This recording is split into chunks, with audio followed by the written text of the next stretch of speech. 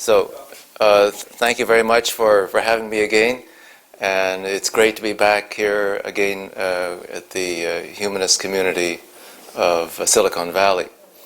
So I'm going to talk today on the previous talk that I gave about a month ago was about the internal workings of the Kingdom of Saudi Arabia.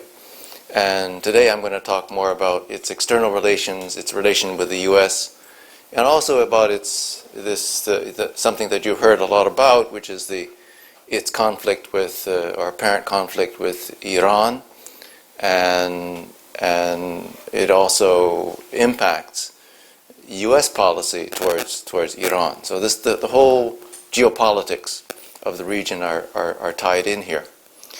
And before I begin, there was a question from my previous talk, which was about the headdress that Saudis wear.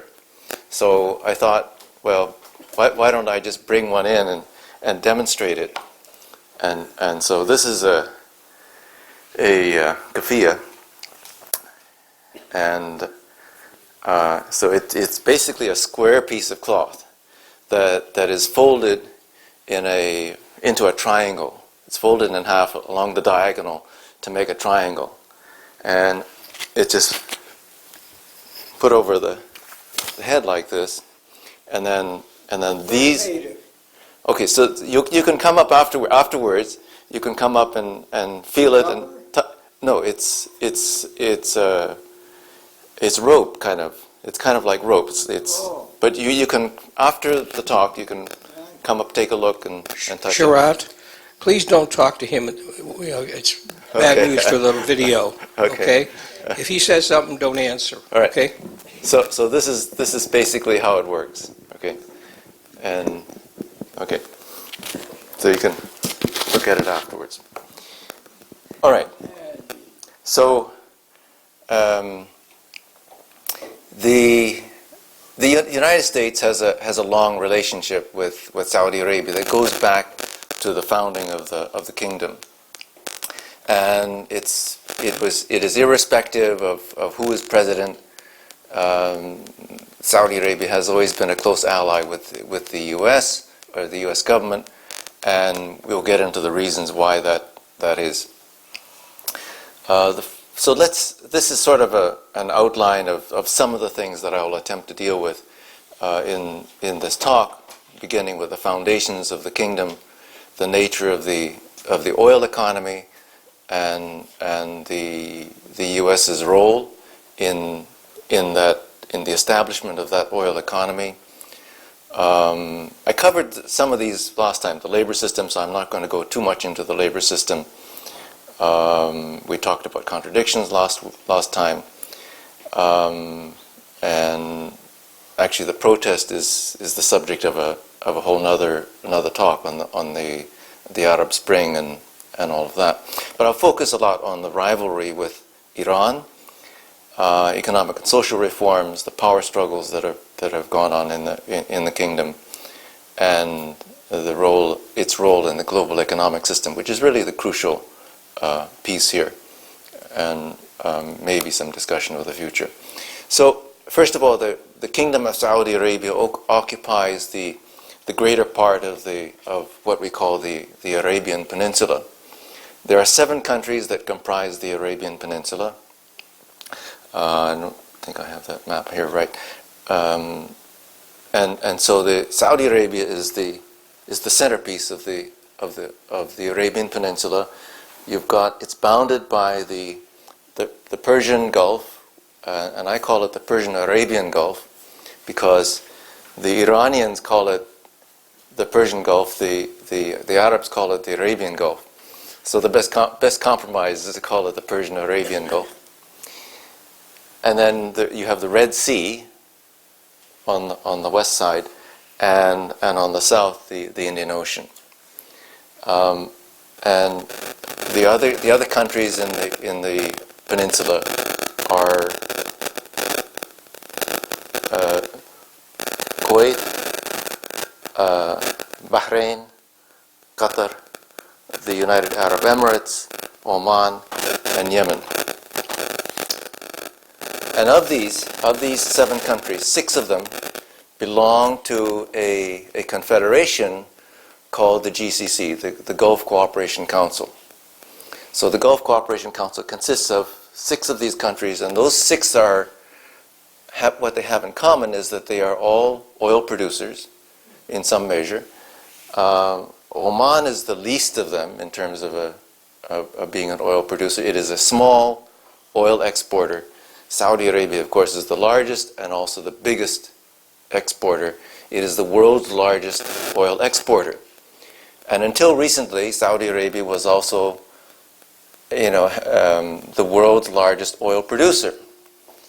And it's only in the last few months that Saudi Arabia has been overtaken in oil production by the United States. So the United States is going from a massive, in fact, at one time, the world's largest net importer of crude oil to becoming a net exporter of crude oil.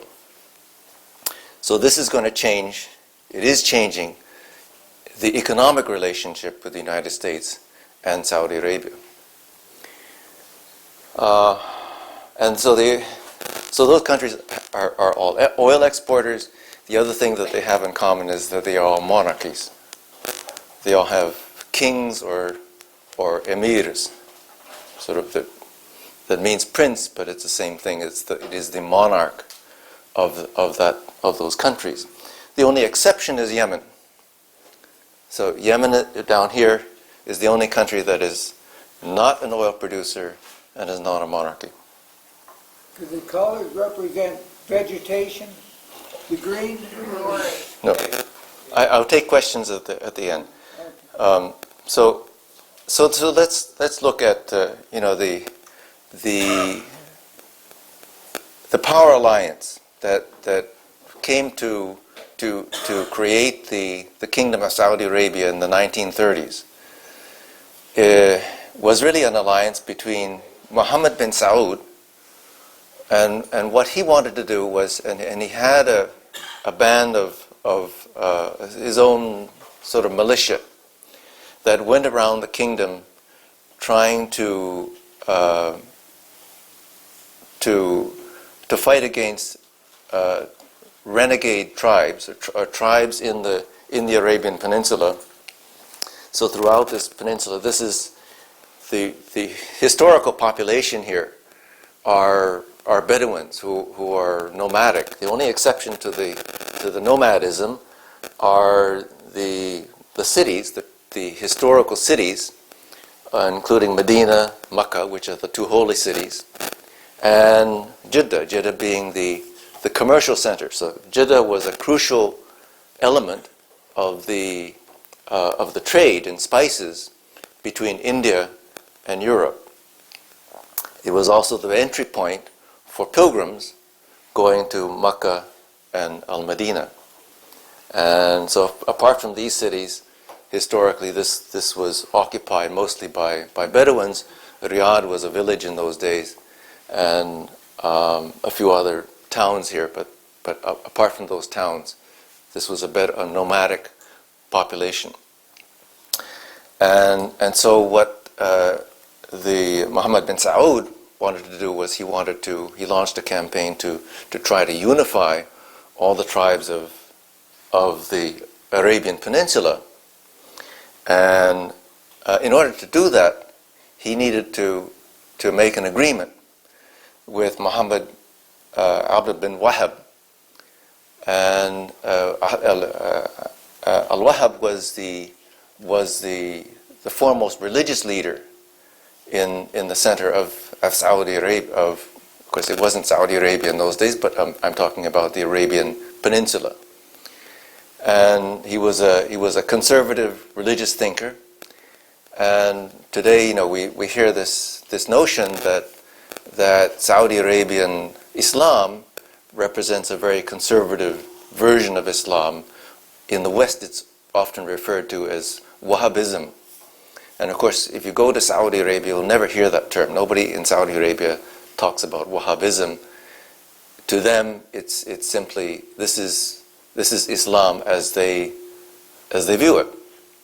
Now, not everybody, of course, it's not uniform. It's not everybody in Saudi Arabia has the same views on Islam, but that is the dominant ideology, the dominant thinking in Saudi Arabia. And because of this alliance, this was the alliance that enabled Mohammed bin Saud to gain the allegiance of most of the tribes, the Bedouin tribes of the peninsula. And so in the 1930s, they founded the kingdom of Saudi Arabia. It was founded by a descendant of the King Abdulaziz bin Saud, and it gave rise to a royal family that today numbers about 8,000 members of the royal family. And that's because many of the male members of the royal family, in fact most all of them, have multiple wives. So each one of them has, scores and sometimes maybe 100 children, something on that order. And all of the kings that we have seen until through the present represent that generation that is that are the sons of King Abdulaziz.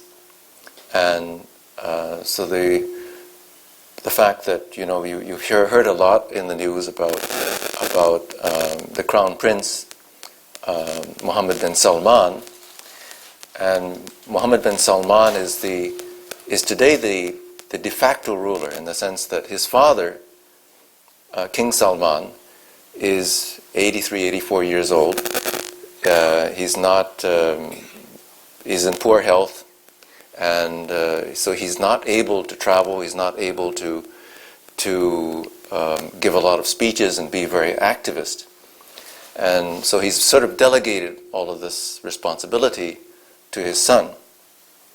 And this came about, after a power struggle, because this is a large family, and so naturally, there's going to be a thinking that well, there are lots of people who are potential successors to King Salman, and they could come from any branch of the royal family. And so there has been a power struggle that we saw back in 2017, 2018. Okay, let me talk a little bit about that. So that power struggle, there was sort of an impossible situation that emerged when King Salman ascended to the throne at the death of his predecessor, the previous king, and that was King Abdullah, and that is that the royal family appointed another prince who was 20 years older than Prince Salman, Prince Nayef bin Sultan, was the crown prince, or the designated successor to King Salman. And the deputy crown prince, so this is the line of succession. You have a crown prince who's the successor, and then you have a deputy crown prince who is the second in line, was the Mohammed bin Salman. And Mohammed bin Salman was then about 30 years old. And Prince Nayef, who was in between, who was the crown prince, was in this impossible situation because he reports to the king, but someone who reports to him was the son of the king. And so anything that if he had any differences with Mohammed bin Salman, and he surely did, because the Prince Salman was actually quite thinking about, okay, how do we try to modernize. He wanted to make a name for himself. He was quite ambitious even before he became crown prince, and any of the feelings or decisions of Crown Prince Nayef could be overridden by the king because of his connections to his son. So it was an impossible situation. So in 2017, the king, after a power struggle, decided to remove Prince Nayef and promote his own son to become crown prince. And that sort of solved the conflicts at the very top. But what happened underneath is that there is now a lot of resentment in other branches of the royal family after this power struggle that has been consolidated by just one branch of the royal family. So it's a potential future instability. Okay, so the kingdom is, as you know, is most well known. Was well known for two things. One, being the location of the holy sites of Makkah and Al-Madinah, where every Muslim is obligated to perform a pilgrimage at least once in a lifetime. And every year the pilgrimage to the annual pilgrimage to Makkah receives about 2.5-3 million pilgrims. So it's a really huge event. And the other one is oil, right? So Saudi Arabia produces about 11 million barrels of oil per day. And that is out of a total global consumption of almost 100 million barrels, about 98 million barrels. And it's still growing, despite the fact that, we have the Paris climate summit. There's still a growth curve in crude oil consumption and production. So Saudi Arabia produces about 11% of the world's crude oil and is the world's largest exporter. Let's see now. So a lot of what you hear would tend to make you think that, well, the importance of Saudi Arabia is this oil. Oil. There's a lot of talk in the left. Back in the days when Bush Jr. launched the second Gulf War, and then also, of course, his father launched the first Gulf War. These were talked about as oil wars, right? They were wars for oil. And it was partly true, but there's more to it than that. Those were also in the days when the United States was a major buyer of Saudi oil and also Gulf oil from the other GCC member countries. So these are just workers in Saudi Arabia. I talked about this last time. But the thing I wanted to just sort of, as a refresher, remind our audience about the role that the United States played, and this goes to the roots of the connection between the U.S. and Saudi Arabia. When oil was discovered in the 1930s in Saudi Arabia, the companies that were involved in those oil discoveries and then the production of oil were U.S. oil companies. In fact, there were four. The four major U.S. oil companies in the 1930s were involved to the exclusion of oil companies anywhere else in the world. And just for example, the dominant oil companies in Iran were British. The dominant oil companies in Saudi Arabia at the time were American. And those four companies formed a consortium that they called Aramco, Arabian American Oil Company. And that became the sole producer of oil from Saudi Arabia. Saudi Arabia then in the 1990s nationalized by paying for it. It was a friendly takeover of Aramco and then renamed it Saudi Aramco. So Saudi Aramco is today a state-owned oil company that is the world's most valuable oil company. And we'll get into that later. Now, the significance of this slide here is that I just wanted to show you the salary differences. So the system of salaries, of pay for workers, because all these workers who came to work in the oil fields had to be brought from the outside, because Saudis in those days had no training. Education education level was very low. Practical skill levels were very low in Saudi Arabia, so all these workers had to be brought from the outside. And the system that was developed by Aramco was to pay workers coming from different places in the world at different rates that were dependent on the salaries that they could otherwise make in their home countries. And so what we're talking about is like grade 12 step 2. So that is a pay level for the same type of work, same type of experience, same education. And you're seeing two different pay levels. So this one is for Saudi nationals. Like right here, it's 10,000 Saudi riyals per month, and for an American, a U.S. national, it's 19,000 Saudi riyals a month. So that was something that was created by Aramco. It was a pattern that was established by Aramco and then adopted by other companies that came to invest in Saudi Arabia, and also the Saudi government. So this is actually a Saudi government entity, the pay scales of a Saudi government a hospital in this case. Lots of breached contracts. Okay, so what I'm just saying is that the U.S.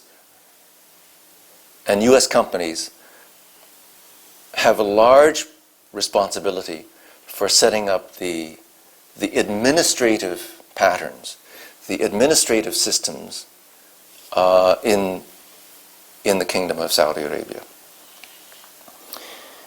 Now, a lot of the conflict that you hear about today, you hear about Saudi Arabia is in this epic conflict with Iran, and the reason for this is because Islam is divided between Sunni and Shia.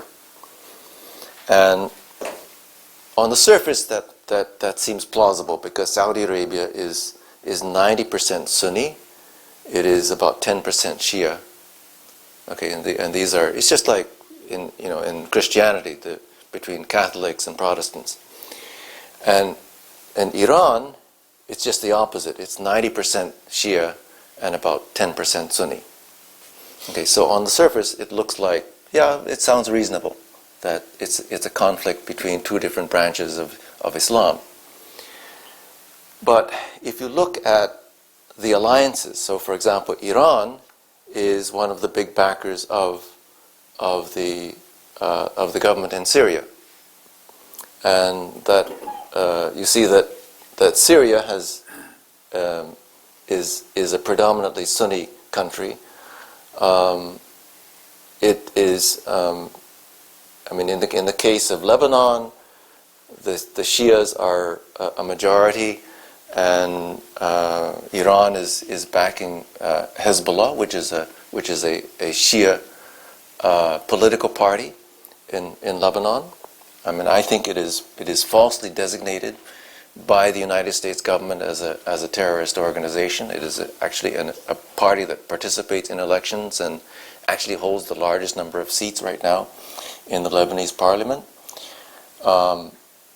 And then you have, like in Gaza, there is the Hamas. Hamas is another organization that's designated as a terrorist organization by the U.S.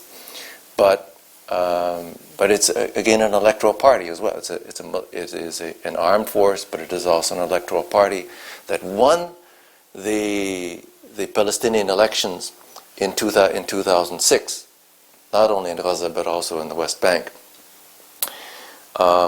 If you look at the country that the United States fought a war to quote unquote liberate. Iraq is a two-thirds Shia country, and it remains independent, but it also has a close relationship with Iran. It's something that the U.S. government doesn't actually talk too much about, because if it talked too much about this, it might upset the governance of Iraq, and we'll come back to that. But you take Saudi Arabia has since 2015 has launched a war against Yemen, and it's focused on the Shias in Yemen, but that Shia opposition in Yemen is allied with Sunni forces. So what we're talking about here is even the conflict in Yemen is not precisely a divide between Sunni and Shia. It's blurred, and it's a political divide. And of course there are many divisions in Yemen. It goes back to the times when Yemen was divided into two countries. The north was the Yemeni Arab Republic, the south was the People's Democratic Republic of Yemen. And so it's very complicated. And all of these countries are a mix of Sunni and Shia populations, even those that are allied to Saudi Arabia. So it's not and then now there's a new alliance, because after the rift between the U.S. and Turkey by the way is still a NATO member, but Turkey has a few months ago decided to buy for the first time arms, a missile system from Russia.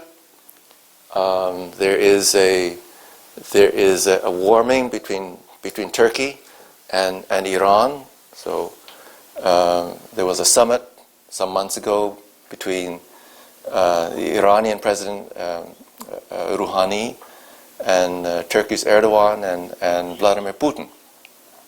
So, and Turkey is a Sunni country predominantly. So it's complicated. It's complicated by the realities of geopolitics, and when countries have a falling out with one superpower or the other, then they tend to go where they can find friends or support. And I think that's exactly what's happening in the Middle East. So that sort of it clouds the picture of a Sunni Shia divide here.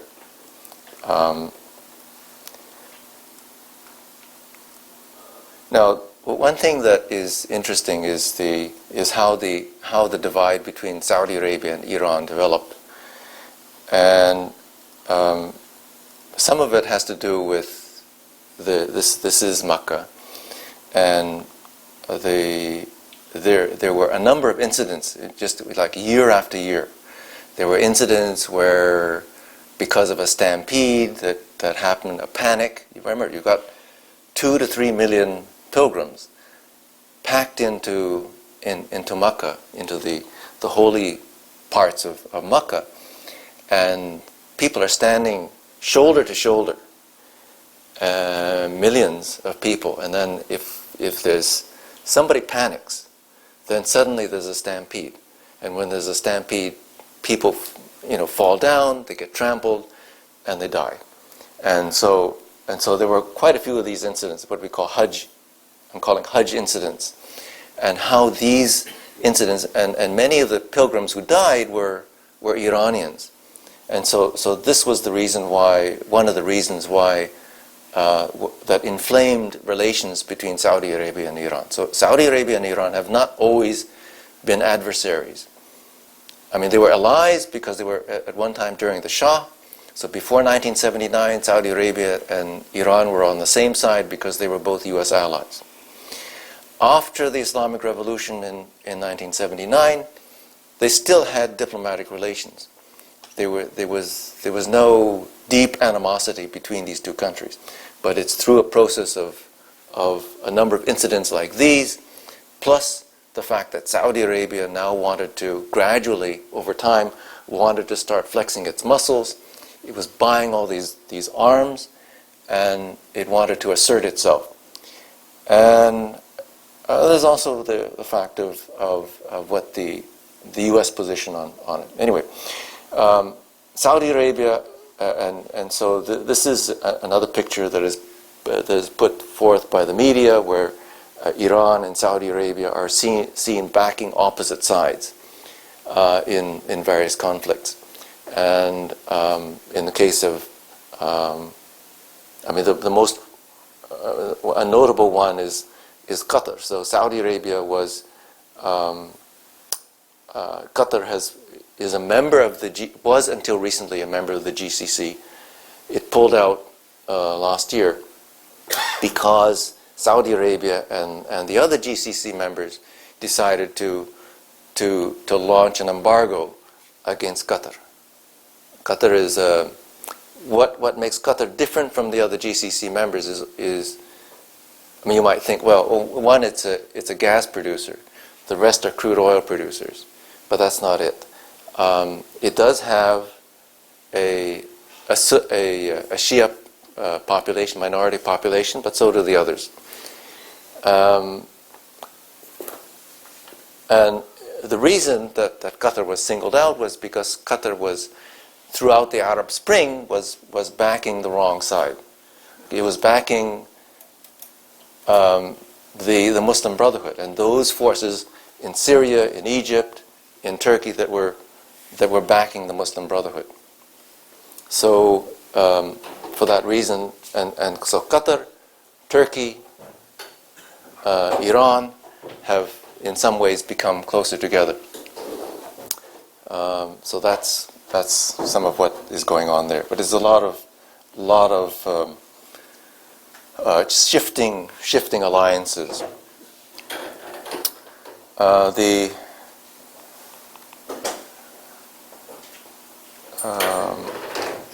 Okay.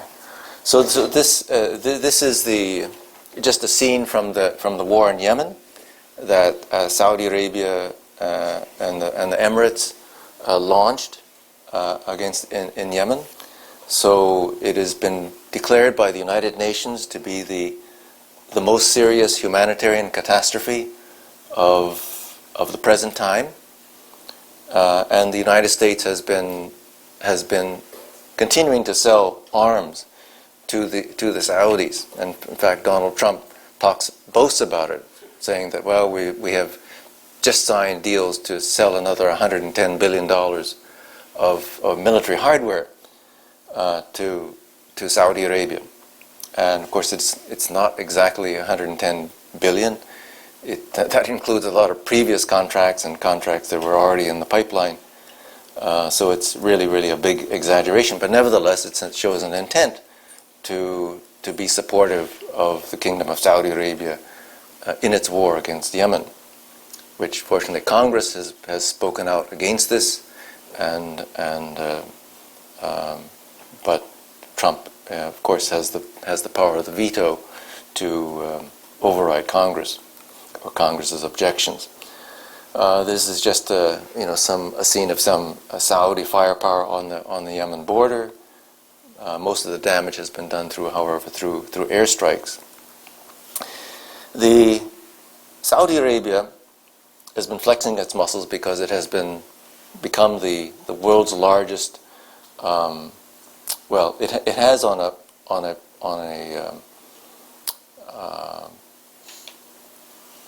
as a percent of GDP, Saudi Arabia has the world's largest military budget as a percentage of GDP, over 10%. And so there's very definitely an attempt to flex its muscles and to emerge. And what's behind this is an attempt to emerge as the preeminent power in the Middle East.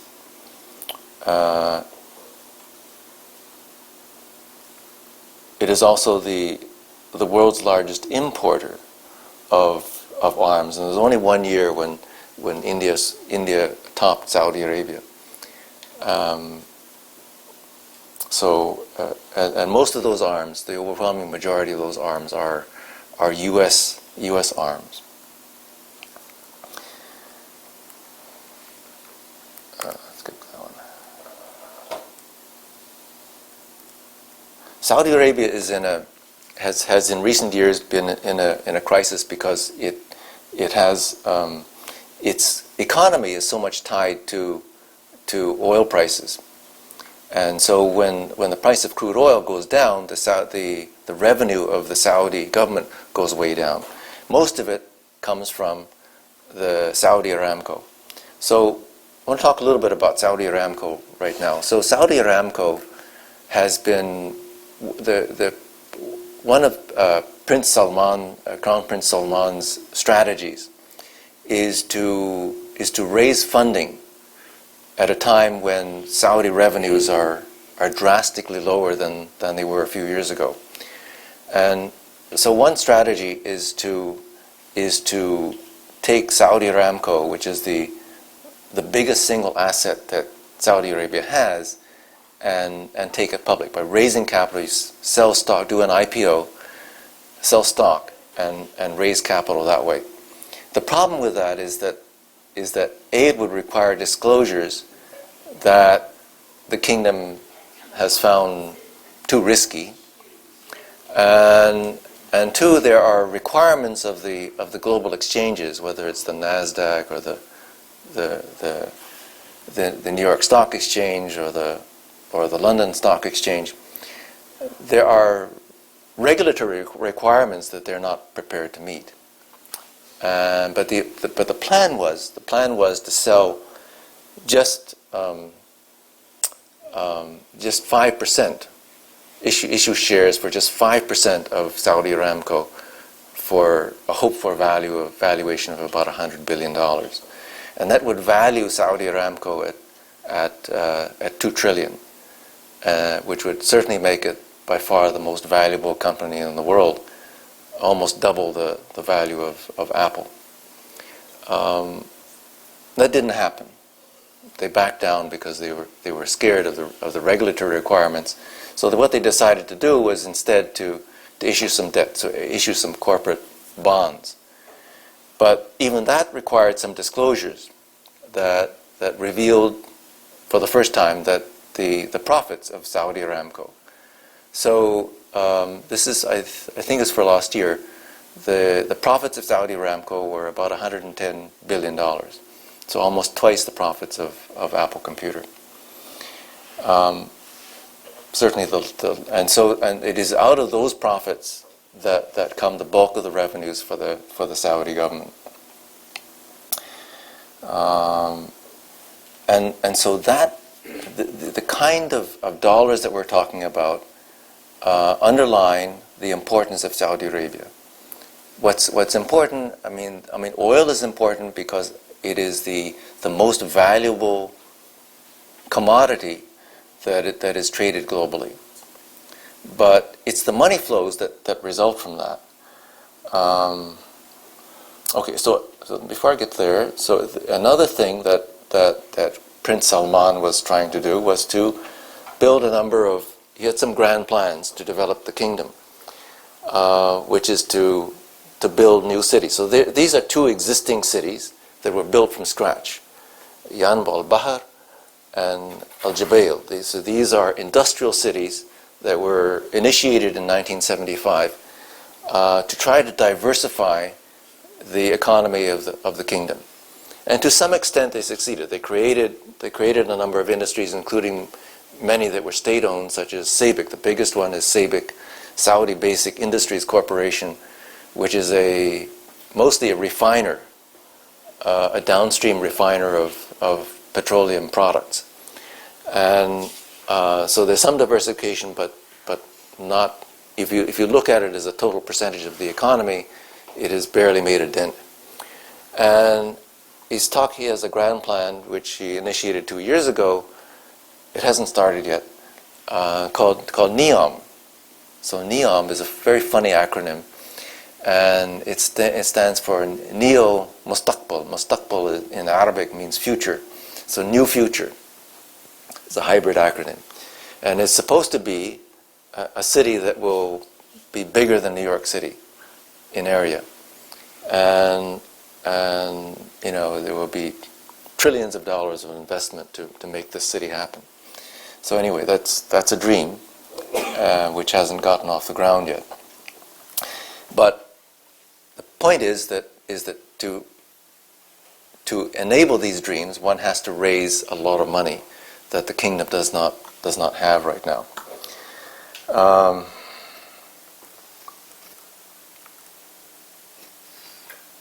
Okay, so I want to put Saudi Arabia in perspective. So Saudi Arabia has had these petrodollar surpluses, but it is also important to put them in perspective. That there was talk many years ago about the Middle Eastern countries, the oil exporters, holding the U.S. hostage by holding all this debt that the U.S. has. And of course, one of the major factors in the U.S. debt is Treasury securities. And to put it in perspective, Saudi Arabia is here. It was in this year, it was about $187 billion, and that's relatively modest compared to China and Japan. Okay, it's a big amount, but it's not the deciding factor. I just want to put that in perspective. Nevertheless, the significance of the Saudi riyal is often leveraged, and this is a graph of the U.S. trade position. It's an old graph, but it shows basically the trend that these are U.S. imports versus U.S. exports, and this is the trade deficit. So this trade deficit has been increasing. It's still increasing, even after Mr. Trump's Made in America goal. And what often is not shown, nobody shows you this, is that every year that there's a deficit, it adds to the deficit that was there the previous year, okay, and all the previous years to that. So it accumulates. It just gets bigger and bigger. So this is the cumulative balance on goods and services as a percentage of GDP. And this was 2005. So this curve continues to go down here. So this is why, and I'm not saying in putting this graph up here, and you'll hear this from any economist, that debt in itself is not necessarily bad, but it can also get out of control. And if another country like Greece or Portugal or Venezuela had this problem, its currency would skyrocket downwards. I mean, it would just fall through the floor. And the US dollar, on the other hand, is relatively stable. And okay, it's relatively stable. It's relatively stable because the US dollar is the world's reference currency. It's the world's reference currency. There are lots of reasons why people will not divest from the US dollar in a big way. One is that if you're an investor, if you're a global investor, and you're scratching your head and wondering, where do I put my money? I mean, this happened during the financial crisis in 2008, right? The US and a few other places were the epicenter of the financial crisis. But there was no run on the dollar. If you look at the big picture, there was no run on the dollar, because the dollar is the only place where the markets are deep enough and they are stable enough to put large amounts of money. If you have $1 trillion, where do you put it? There are very few other markets that are even deep enough to put that much money. And the same thing is the thinking of these oil exporting economies. Where were they sending their money? And they were sending the bulk of it back to New York, which is the financial center of the U.S., and secondly to London, okay, which until Brexit is the financial center of Europe. And it is these flows that partially account for the stability of the U.S. dollar, for paying for the U.S. trade deficit, and also buying up treasuries, which pays for the U.S. government's fiscal deficit. Okay, and here's something to look at. What is the result of the world's reference currency? Having the world's reference currency is a huge benefit. If you have a strong dollar, it means that for Americans, we can buy the goods of the world very cheaply. It makes our real standard of living higher than it would otherwise be. If we can buy let's say I can buy a laptop computer for a few days' wages, that means I have a lot of buying power compared to an Indian whose rupee has fallen, and buying a smartphone could take a whole year's salary. Anyway, so I want to look at this. So what we're looking at here, this is an exchange rate board, and this particular one is in Dubai, because I was there at the time. And if you look at exchange rate, if you go to Thomas Cook or American Express and you want to change some currency, or you go to your bank and you want to change some currency, you're not going to see this here, because the commissions that are charged on either side, or whether you buy or sell, are very high in the US. They're like 8%, maybe up to 15%. And they charge that for all the currencies.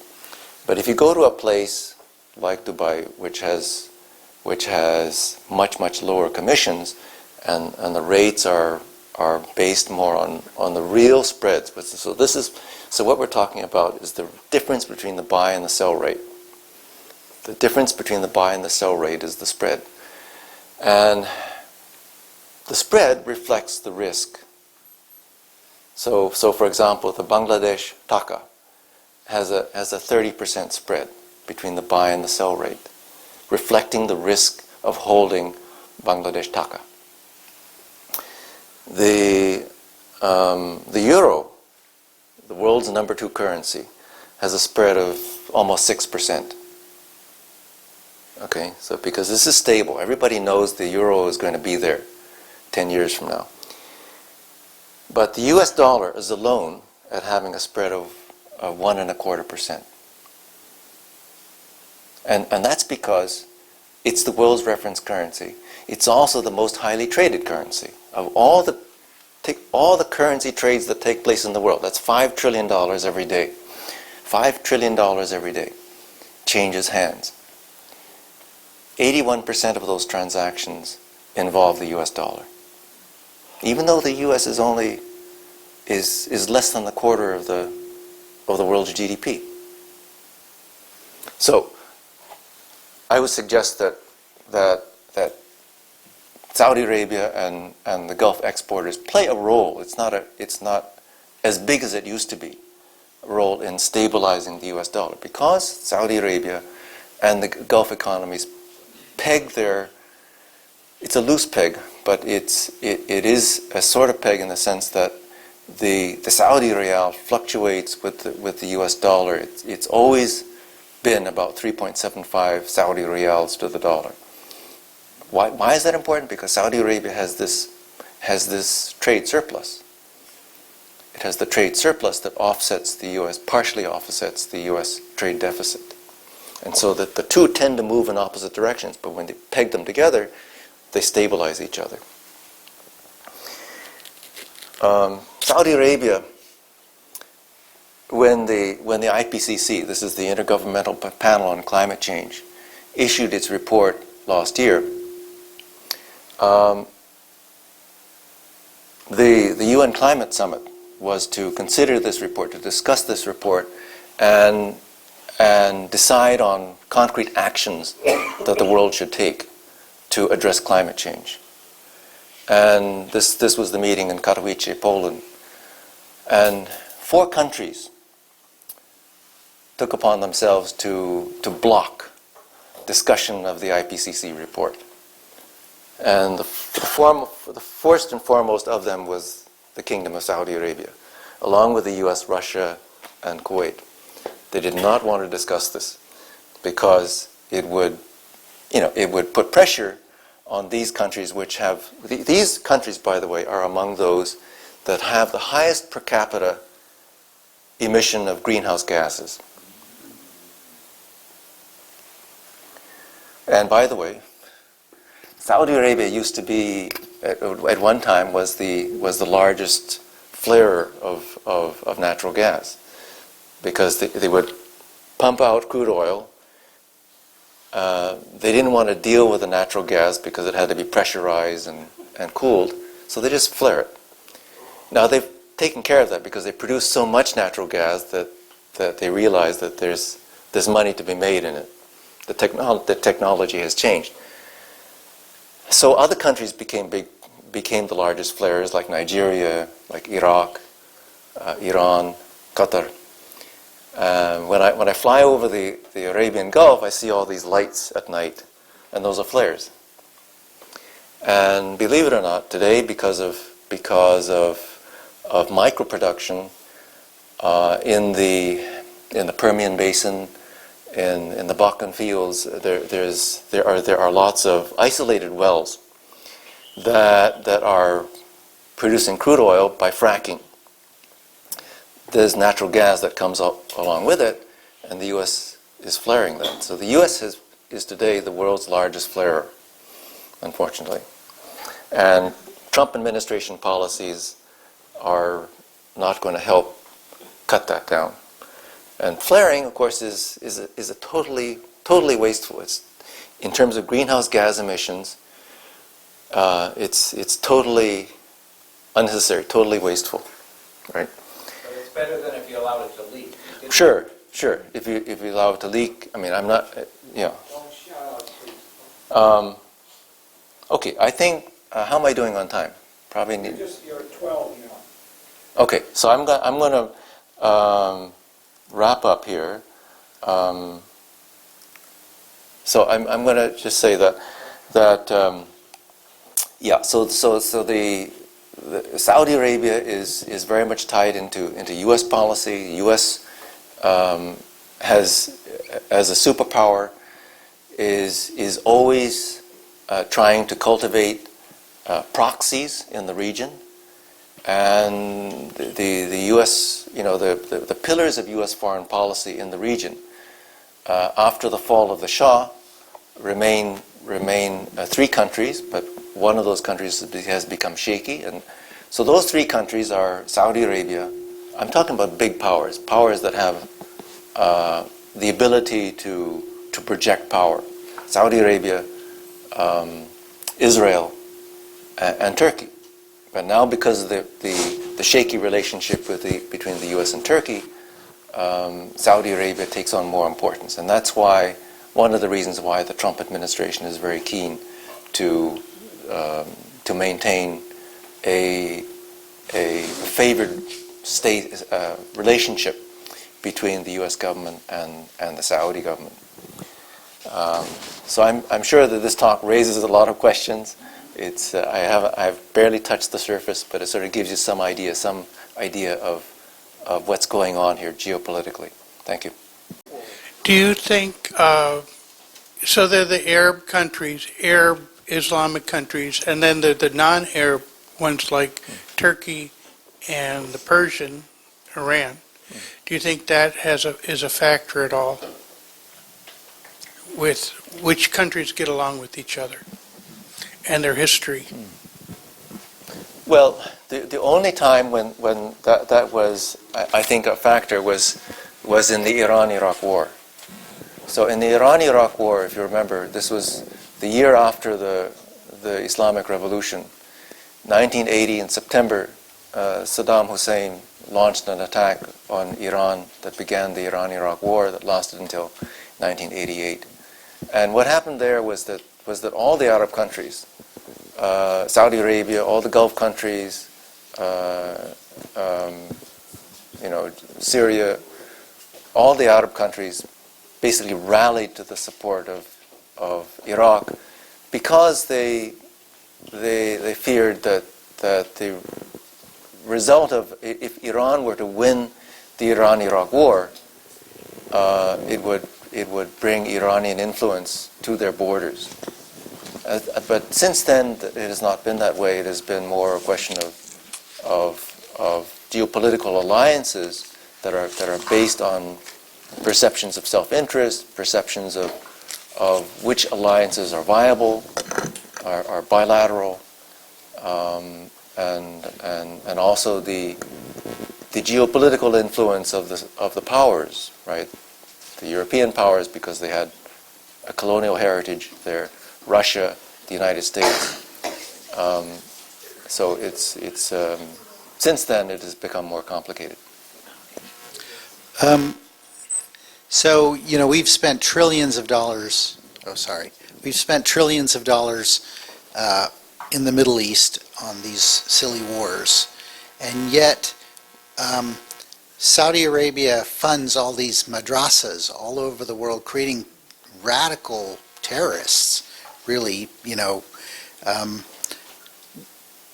it seems like we should be forcing them to stop supporting these madrasas.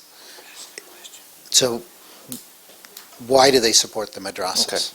So you're very right that Saudi Arabia has been spending over time billions of dollars, literally, in supporting madrasas or Islamic schools in many parts of the world. I mean, even in non-Arab countries like money goes to Europe. The other country that, by the way, that funds Islamic institutions worldwide is Turkey. And Turkey is a little bit different in the sense that it's bigger in supplying imams to the mosques. So, for example, a lot of mosques here in the U.S. have imams that are supplied by Turkey. Yeah, but the reason for Saudi funding and also Turkish funding for madrasas is because they want to spread their influence.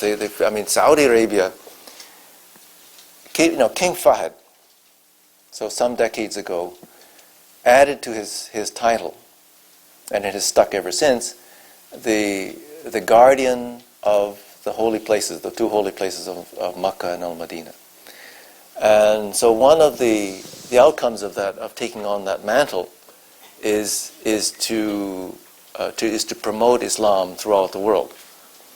And the best way to do that is to fund the schools, because then if you raise a whole generation of young people who are devoted to Islam and its institutional aspects, then in their eyes you're strengthening Islam worldwide.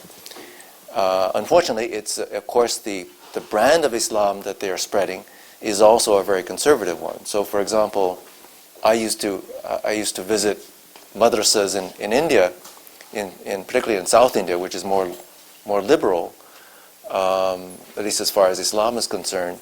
I used to go into a madrasa and I would see classrooms where boys and girls were studying together in the same classroom. And one of the results of Saudi funding is a lot of that is going away, that they're separating the girls from the boys. So it's also changing how the madrasas are run. But it's part of this perceived mandate to spread Islam worldwide. And yeah. My question relates to economics of Saudi Arabia and the hopefully soon coming elimination of fossil fuels as a source of energy. When we, as a world, as a human population, switch over to clean energy, is Saudi Arabia thinking about this, and what's that going to do to their economy? Yes, excellent question.